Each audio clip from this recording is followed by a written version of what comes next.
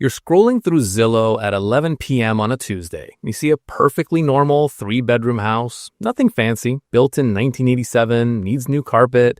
The kitchen counters are that beige laminate from 2003, and it's listed at $485,000. And you think to yourself, is this doable? Could I actually swing this? And then you open the mortgage calculator, you plug in some numbers, and suddenly you're staring at a monthly payment that's higher than what your parents paid for their entire mortgage in 1994.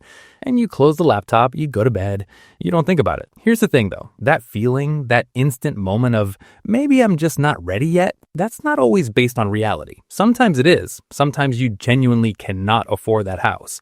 But sometimes, and this is what keeps me up at night, sometimes people who actually can afford a house have convinced themselves they can't because they're doing the math wrong. And on the flip side, there are people stretching themselves into financial oblivion because they think they can afford something they absolutely cannot.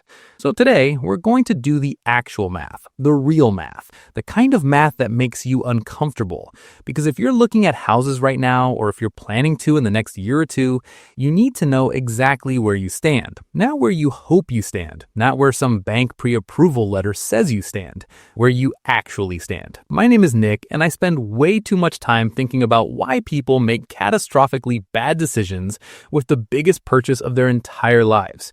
If you're someone who's tired of getting financial advice from people who bought their house in 2009 for the price of a used Camry, hit subscribe and give this video a thumbs up because we're about to break down something that almost nobody talks about honestly. Now look, I'm using $500,000 as the number here, but here's what most people don't realize. The principles we're covering today work whether you're looking at a $300,000 house in Ohio or a $900,000 house in Denver. The math scales. The psychology doesn't change.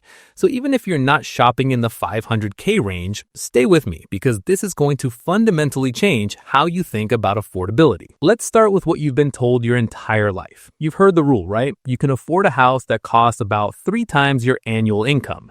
So if you make $100,000 a year, you can afford a $300,000 house. If you make $166,000, you can afford a $500,000 house. Clean, simple, easy math. Here's the problem. That rule was invented in like 1975, when interest rates were different, when property taxes were different, when insurance costs were different, when people didn't have $47,000 in student loans and $8,000 in credit card debt and $650 a month in car payments. That rule is a relic. It's a fossil. And if you're using it in 2026, you're setting yourself up for a very specific kind of financial suffering that starts about 6 months after you move in. So let's do the real math. Let's figure out who can actually afford a $500,000 house right now. First, the mortgage. Let's say you're putting down 10% because, let's be honest, very few people under 40 have 20% sitting around in cash. So that's $50,000 down, which means you're financing $450,000. At today's interest rates, which are hovering around 6.8% to 7.2% depending on your credit, we're looking at a monthly principal and interest payment of around $2,950. Let's call it $3,000 to keep the math clean. But here's where it gets interesting. That $3,000, that's not your actual monthly payment. That's just the part the bank gets. Now you've got property taxes. The national average is about 1.1% of home value per year, but that varies wildly. In New Jersey, you're looking at 2.5%. In Texas, it's over 1.6%. In California, thanks to Prop 13, it might be lower if you're buying an older home. But let's use 1.1% as our baseline. On a $500,000 house, that's $5,500 a year, or about $458 a month. Then you've got homeowner's insurance. And if you bought a house anytime in the last 3 years, you know this number has gone completely insane. The average is now around $2,300 a year nationally, but if you're in Florida or California or anywhere that's seen wildfires or hurricanes, you could be looking at $4,000, $5,000, even $7,000 a year. Let's be conservative and say $2,400 a year, which is $200 a month. Oh, and if you put down less than 20%, you've got PMI, private mortgage insurance. That's probably another $250 to $350 a month on a loan this size. Let's say $300. So now we're at $3,000 plus $458 plus $200 plus $300. That's $3,958. Let's round up to $4,000 because there's always something. Always. Now you might be thinking, okay, $4,000 a month. That's not that insane. I could do that. And maybe you could. But here's what most people don't realize. That $4,000 is just the beginning. You've also got utilities, gas, electric, water, sewer, trash, and internet. In a house that size, you're probably looking at $300 to $400 a month depending on where you live and whether you like being warm in the winter. Let's say $350. Then there's maintenance, and this is the one that destroys people. There's this rule in real estate that you should budget 1 to 2% of your home's value per year for maintenance and repairs. On a $500,000 house, that's $5,000 to $10,000 a year. Let's split the difference and call it $7,500, which is $625 a month. Now, you're not going to spend $625 every single month. Some months it's zero. But then the water heater explodes, or the roof starts leaking, or the HVAC system dies. And suddenly you're dropping $8,000 in 1 month. The point is, over time, it averages out to around $625 a month. And if you're not setting that money aside, you're going to get blindsided. So now we're at $4,000 plus $350 plus $625. That's $4,975. Let's call it $5,000 because, again, there's always something. $5,000 a month, $60,000 a year to live in a $500,000 house. Now, here's where the psychology comes in. Most people hear that number and think, okay, so I need to make enough money that $60,000 a year doesn't kill me. And they do this quick mental math. They think, well, if I make $150,000 a year, that's $60,000 on housing and $90,000 for everything else. That seems fine. But that is not how this works. That is not how any of this works. Here's the thing. You don't have $150,000 to spend. You have whatever's left after taxes. And depending on where you live and how much you're contributing to retirement and what your health insurance costs, you might only be taking home 65 to 70% of that $150,000 a year. So if you make $150,000 a year, your actual take-home is probably closer to $97,500 to $105,000. Let's say $100,000 to keep it simple. So now you're spending $60,000 of your $100,000 take-home on housing. That's 60% of your take-home pay.